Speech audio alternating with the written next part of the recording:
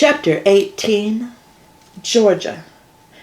By the time I'd finished dressing and came back out into Tommy's bedroom, I found him on the other side of the room, standing in the doorway with a solemn look on his face. I made it to the foot of the bed and stopped. My heart thudded against my chest as I asked, "What's up?"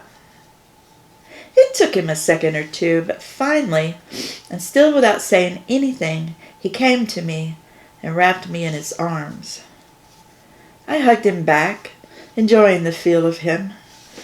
But it didn't stop the nagging in my gut as I said, "You're scaring me." Tommy stroked my hair and kissed the side of my head. He said, "I'm sorry, sweetheart." After a moment, he added, "Your mother's been taken to the hospital. It's serious." I felt like someone had stabbed me in the gut. I backed away from Tommy and looked at him, waiting for him to say it wasn't true. He didn't. I said, "What do you mean? What happened?" "JD didn't say," Tommy said. "He just said that we should meet everyone at the hospital." "You'll take me?" I asked. "Of course I'll take you," he said. "And I'll stay with you for as long as you want." I said, "Thank you." My relief poured out in a sigh. I hugged Tommy again, asking, "Where's Ethan?" "He left when the call came in," Tommy said, leading me out of the bedroom. "He went to go find Lisa." I nodded, saying, "Right, he should be with her. She's going to need him." Tommy said, "And I'll be with you." He guided me through the house and outside, where we climbed into his truck and took off. I didn't say much as we drove toward the hospital. My mind was reeling with all kinds of worst-case scenarios, since I didn't have any facts to go on. I looked at Tommy and said, "Do you know if Mama's been sick lately?" He shook his head and glanced at me, then turned his attention back to the road. He said, "Not that I'm aware of." He reached for my hand and gave it a squeeze. It had been a long time since I'd felt helpless, but right now I felt like 20-something years of helplessness had just been dumped on me. My mama was sick enough to be taken to the hospital. Tommy rolled to a stop at the emergency entrance. He said, "Go ahead, go inside. I'll park the truck." I put my hand on the door handle and glanced at Tommy. I asked, "You're coming in, right?" I didn't think I could stand it if he left now. Tommy shook his head, saying, "Georgia, I'm not going anywhere. I'm here for the long haul." I opened the door and stepped out. "I'll see you inside," I said, and closed the door.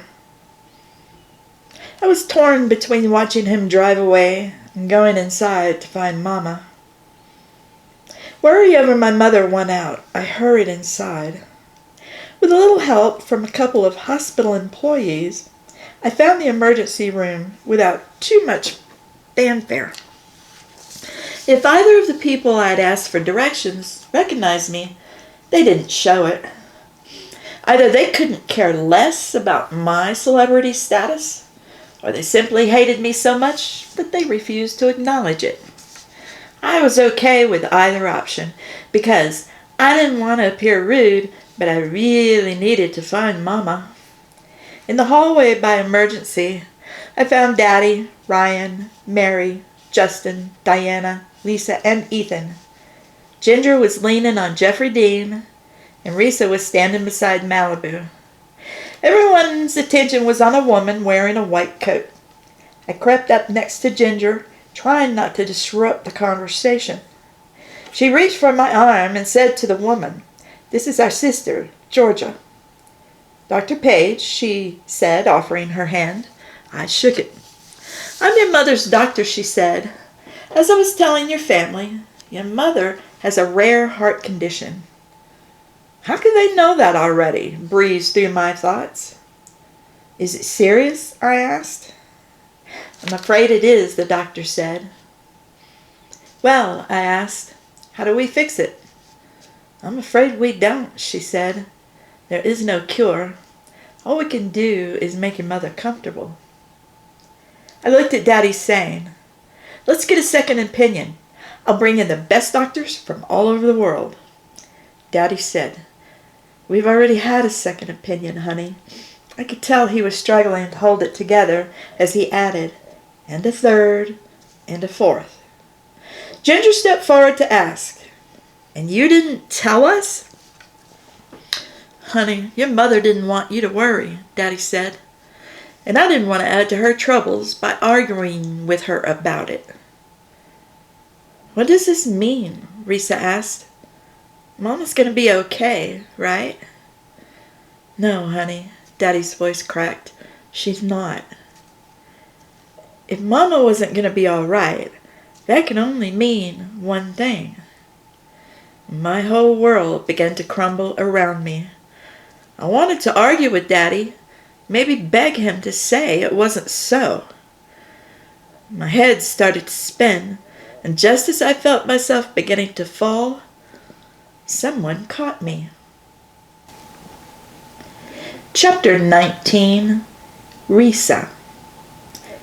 My mother's deathbed was not the place I had imagined my only child would get married. My mother's dying wish was to see her oldest grandchild get married, though. And Daddy was pretty adamant that we were going to accommodate her. So now, here we were, all gathered around Mama's hospital bed. The whole family was there. And to my dismay, so was Mike. These days, he was sniffing around me like a dog after a bone. And I'm not stupid. The only reason he's doing it is because of the attention I've been getting from Malibu. And did I mention that Malibu is far younger and way more handsome than Mike? That's why I egged Malibu on. Well, at least it was in the beginning. I knew it'd get Mike's goat to see a much younger man showering me with affection. But to be honest, Malibu's starting to grow on me.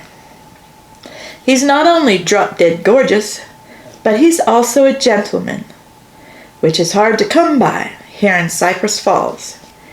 The only other gentleman I know, besides Daddy of course, is Tommy Dixon. But Tommy is, and always will be, in love with my sister. I glanced up at Malibu. He was standing on the other side of Mama's bed alongside Ginger and Georgia. He looked up at me and winked. Mike, who was standing beside me at Lisa's side, stepped closer to me and draped his arm around my waist. I tried to nonchalantly shrug him off me. And I believe it was at that moment that I realized, and maybe for the first time, Mike's touch made my skin crawl. I glanced at Lisa, who just said, I do. I looked back at Malibu. He smiled and studied me for a long moment, then shifted his gaze to Lisa and Ethan. I followed it. Ethan was slipping the ring onto Lisa's finger. She was gazing up at him with love lighting her eyes, and a streak of melancholy shot through me. I wanted so much to believe that Ethan would treat Lisa better than her father had treated me. Hopefully, Ethan's daddy had rubbed off on him, and he too would be nothing short of a gentleman. Reverend Holt telling Ethan to kiss his bride pulled me back to reality. My eyes drifted away from Lisa and Ethan and found their way back to Malibu. He looked straight into me, like he belonged there. Or maybe I just wanted him to. From out of nowhere, Mike wrapped his arms around me. I laid my hands on his chest to put a barrier between us. Mike, I scolded him softly. I didn't want to be in Mike's arms, but I didn't want to cause a scene either. Mama didn't need the stress and Lisa's wedding had been interrupted enough as it was. "Oh, come on, babe," Mike said, as if I were lucky to receive his attention. Well, I had news for him. I may have felt like that once upon a time, a very long time ago, but not anymore. I pushed Mike away from me and looked at Lisa, who'd gone to Mama's side. Mama gave Lisa a weak smile and reached for her hand, saying, "Thank you, child. Now I can rest easy." "Grandma," Lisa said, "you just take it easy, okay? I'll be right here." She nodded, tightening her lips. I knew Lisa was holding back the tears. "No," Mama said firmly. "You have a honeymoon to get to." For the first time in days, a hint of a true smile graced Mama's lips. Lisa said, "I wouldn't dream," and Mama cut her off abruptly. Mama said, as her voice grew weaker by the word, "Yes, you would. You go now." It was Georgia who stepped up toward Lisa and whispered something in her ear. Lisa listened and slowly began to nod. Whatever Georgia was saying, Lisa was agreeing to, albeit reluctantly. Lisa looked at Ethan and mouthed the words, "Let's go." She hesitated long enough to glance back at Mama and said, "We'll be back tomorrow, Grandma." Mama closed her eyes and said, "I'll be here." After a whole slew of good lucks and goodbyes to Ethan and Lisa, we all started to file out of Mama's hospital room. "Risa," Mama said weakly, just before I stepped out into the hallway. I stopped and glanced over my shoulder. She looked up at me, saying, "Stay for a moment." I said, "Okay." I turned back into the room while everyone else left. Somewhere in the back of my mind, I think I'd known for about 6 months that something wasn't quite right with Mama. As I looked at her pale, listless body lying in the hospital bed, it hit me. Mama was dying, and sooner rather than later. Beads of sweat pebbled her forehead. I headed for the bathroom, dampened a washcloth, and brought it back out to her bedside. Mama's eyes were closed now, and I began swabbing her face. My tears pushed their way out from the corners of my eyes. I wasn't prepared for Mama to leave. Not yet.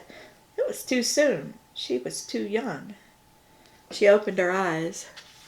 "Risa." She said my name like I was the most precious thing in her life, and it made me melt, even though I knew it wasn't true.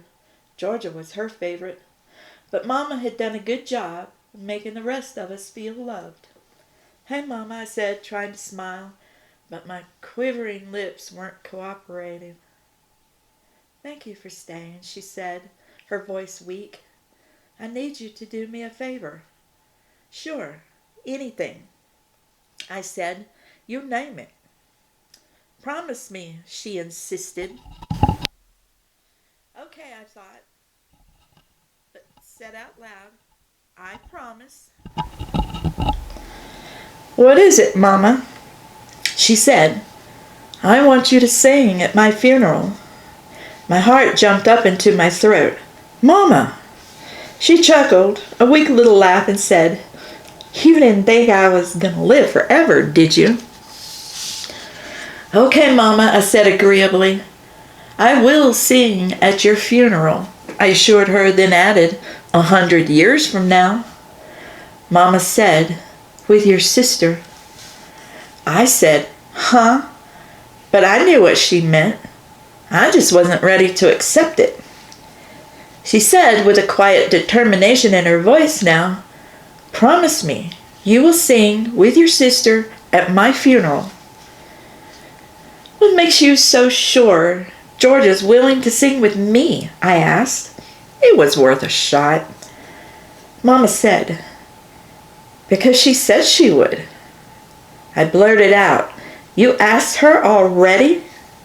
A big old lump swelled up in my throat as Mama nodded. I nearly choked as I said, "Mama." "You must be strong, Risa," Mama said. "Your father and your sisters are going to need you." Well, I got that. But why did I have to be the strong one? Who's going to hold me up?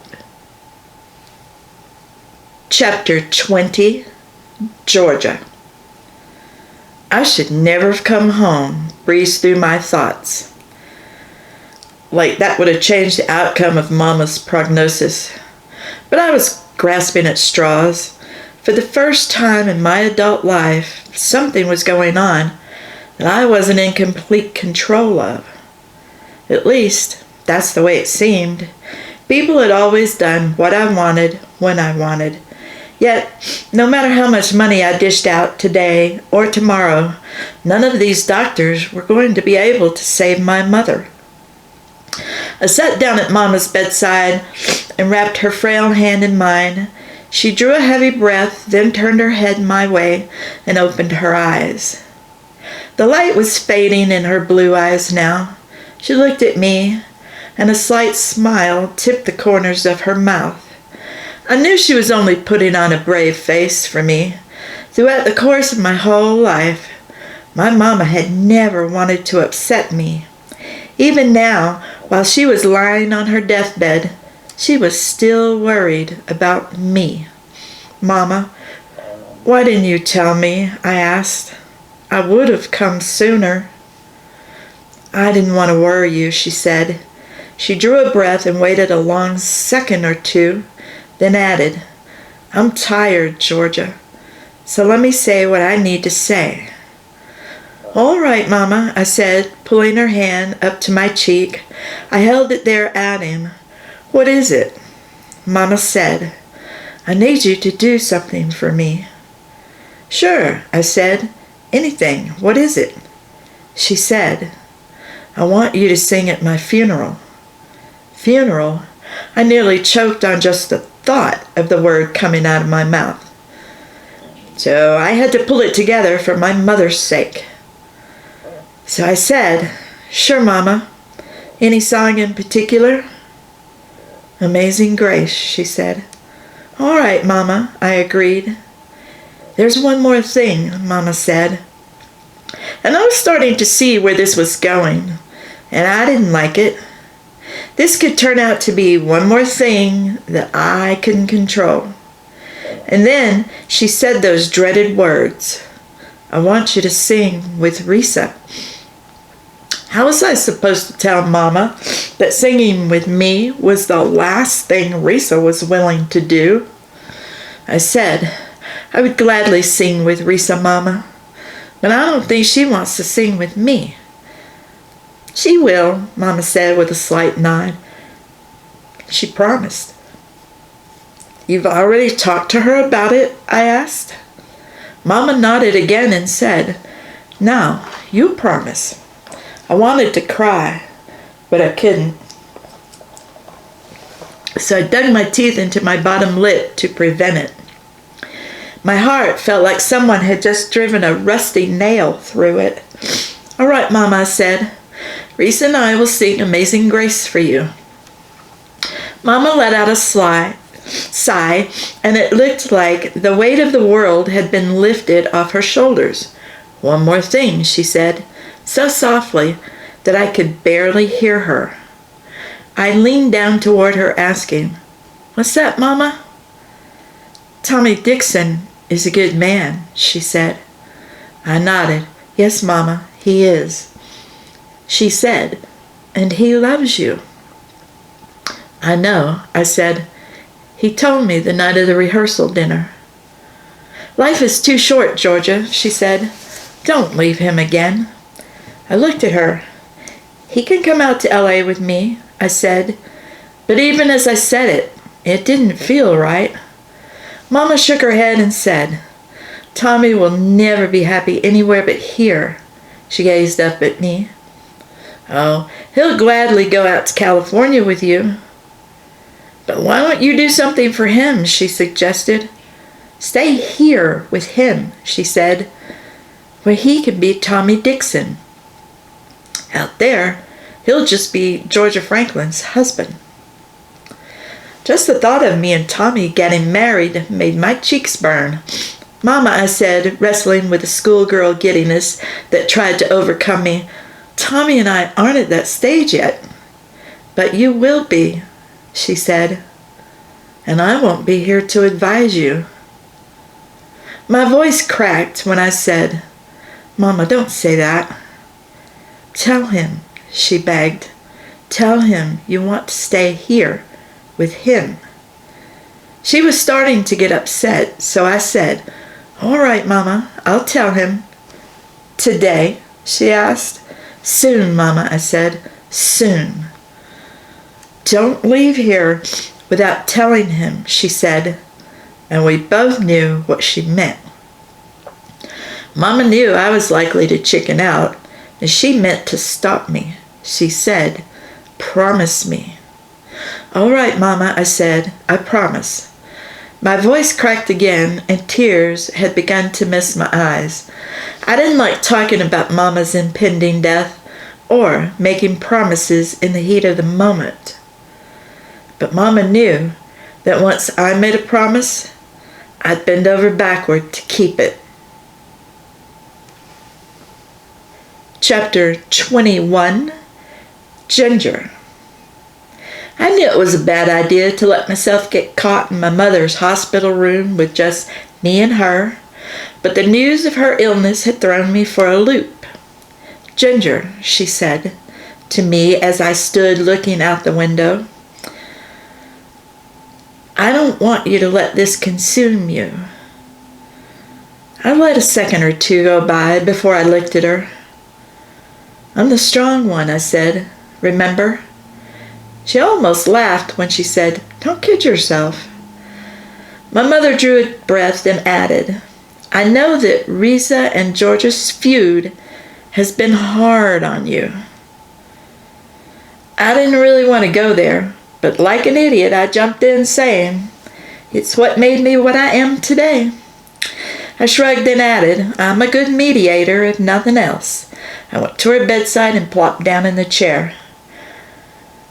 I want you to concentrate on you for a change, she said. I've taken care of your sisters. I flashed her a curious look and asked with a measure of uncertainty, What do you mean you've taken care of them? She said, They're going to sing together. I laughed. When? At my funeral, she said. Mother, I said, far harsher than I should have. Turns out, she said, laughing a little, dying has its perks. Mama, stop it, I begged her. I hadn't called her Mama since I was a child. She said, It's better to laugh than cry, dear. Okay, I'll give her that. But I said, Is that how you got them to agree? She chuckled before saying, I had to use a little more trickery than that. My mother looked at me. Good Money said she knew the silence was killing me. I looked at her with one of my, okay, spill it looks, and she said, I lied to both of them. She tilted her head to one side. I told each of them that the other had promised they'd sing together at my funeral. A strong urge to cry overwhelmed me. I leaned forward and hugged her, saying, I'm so proud to call you my Mama. She kissed my cheek and said, And I have never been prouder as a mother than when I look at you. Well, I knew it wasn't true, but I appreciated her saying it. She said, You've worked so hard to make something of yourself, something that you can be proud of. A sad sort of smile flashed across her face, and then it was gone. She added, But your heart has suffered. Now it's time to give your heart what it wants. I'm not following you, Mama, I said, a bit confused. Jeffrey Dean, she said, I think he's the reason you've never been able to stay married. I leaned back in my chair and rolled my eyes as I said, "That's what he says too." "Tell him how you feel," she said. "Oh, Mama." I shook my head. "Jeffrey Dean didn't want me back when I was young. He certainly doesn't want me now." "He wants you now," she said, "more than ever." "And how do you know that?" I asked. "Did he talk it over with you?" She raised her wavering arm to point her finger at me. "You laugh." She flashed her "I know everything look at me." She said, "He wants to rectify the mistake he made with you, and I want you to let him." I said, if I thought for a second that was true, the futility in my feeble laugh played out before I could add, "It's too late, Mama." "Send him in." Mama's voice was almost powerful. "What?" I asked. "I'll have a chat with Jeffrey Dean," she said. "Send him in." "No, Mama," I said, my heart pounding at the thought of her trying to fix me up with blue from her deathbed. I said, "You need a rest, Mama. Save your strength for Daddy." One thing I knew, Daddy wasn't going to have an easy time of it when Mama died. Mama closed her eyes and I couldn't bring myself to leave her. I settled back in my chair and let the possibility of a life with Blue ramble around inside my thoughts. I woke up some time later.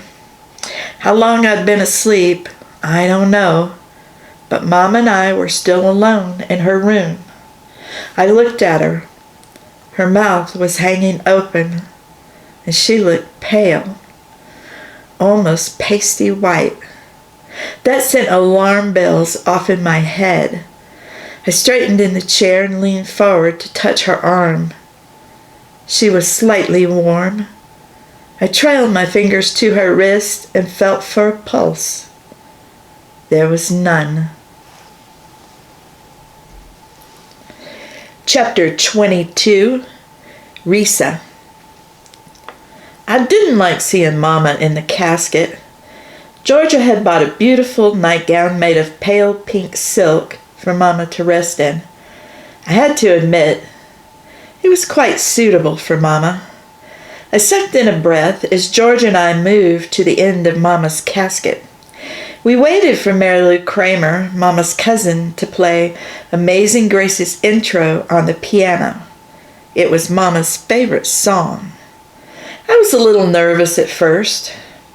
I knew everybody wanted to hear Georgia sing anyway. She's the famous one. I figured I'd just harmonize with her. My sister had other ideas, though. She whispered in my ear, "You start." I shook my head and whispered back, "No way. They all came to see the superstar anyhow." Georgia said, "Don't kid yourself, Risa. Everybody here wants to hear you sing." When it was time for somebody to start singing, and Georgia didn't, I started singing, not wanting to make a mockery of Mama's funeral.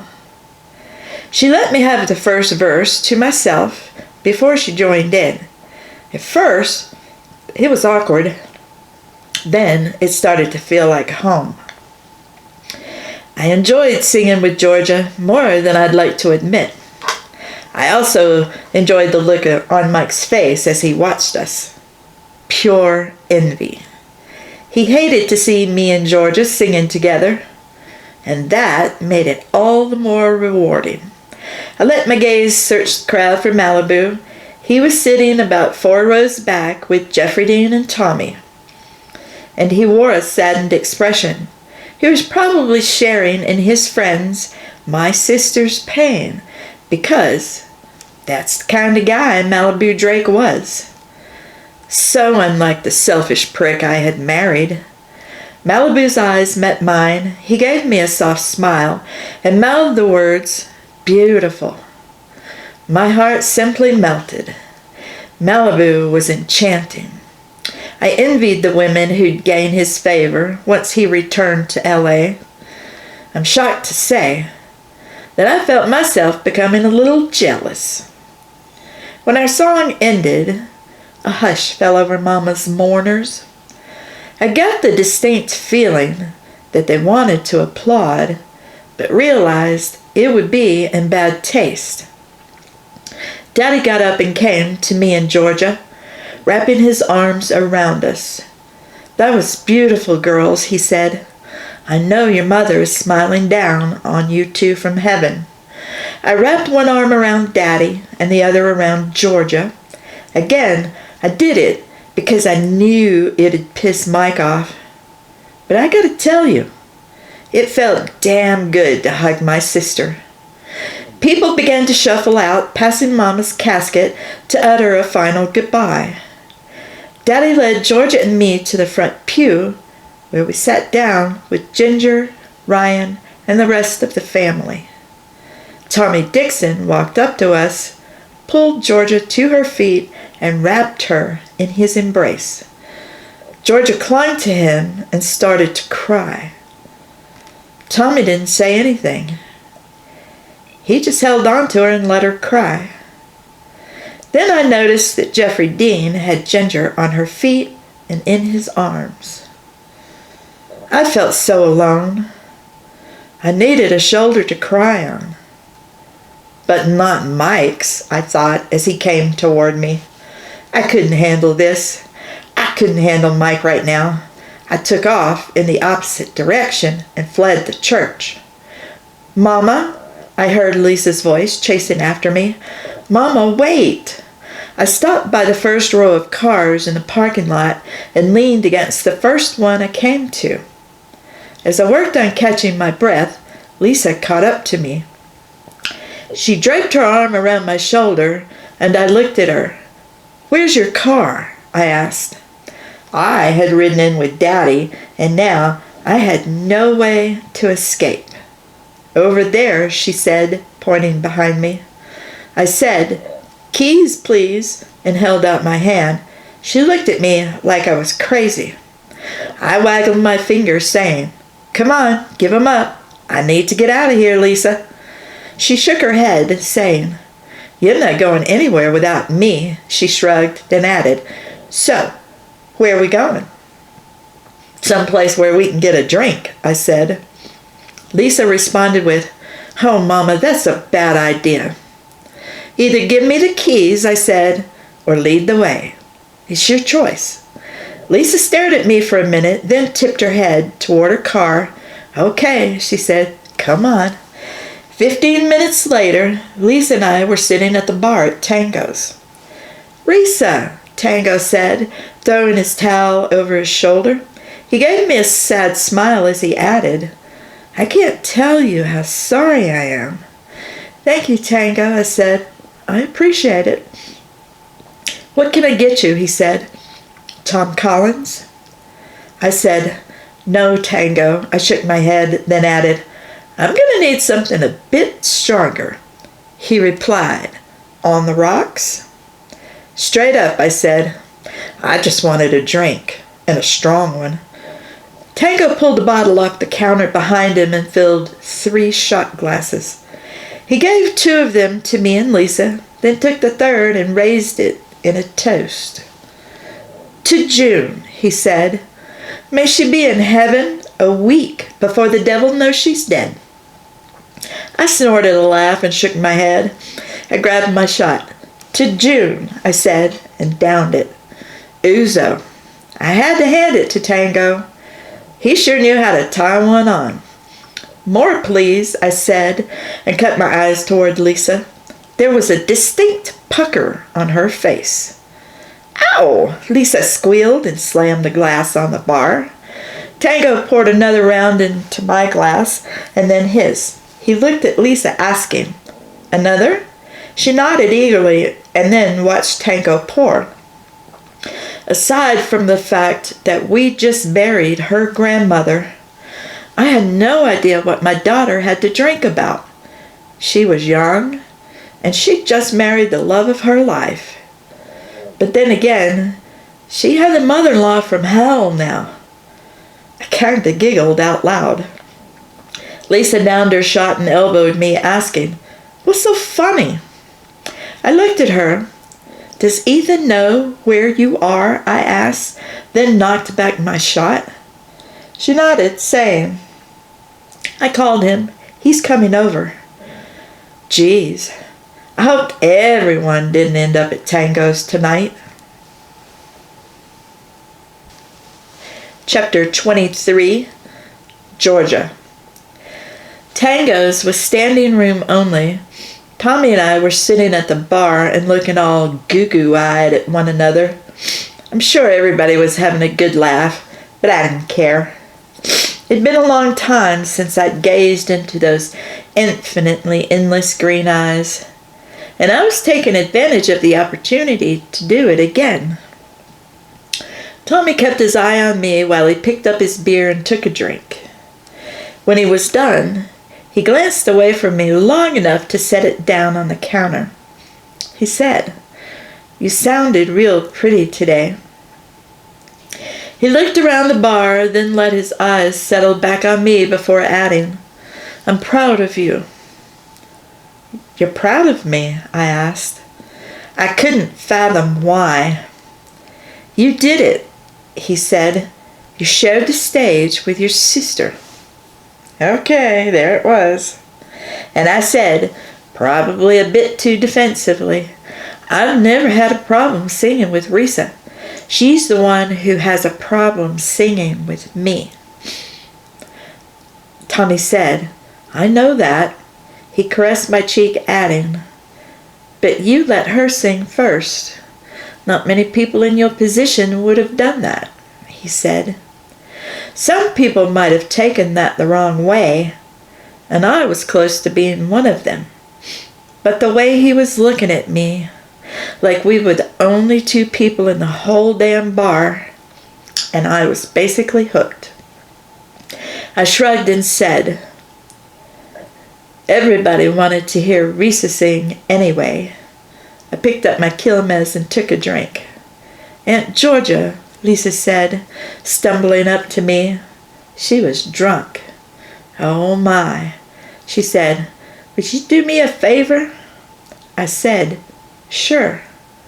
She said, "Would you sing with my mama?"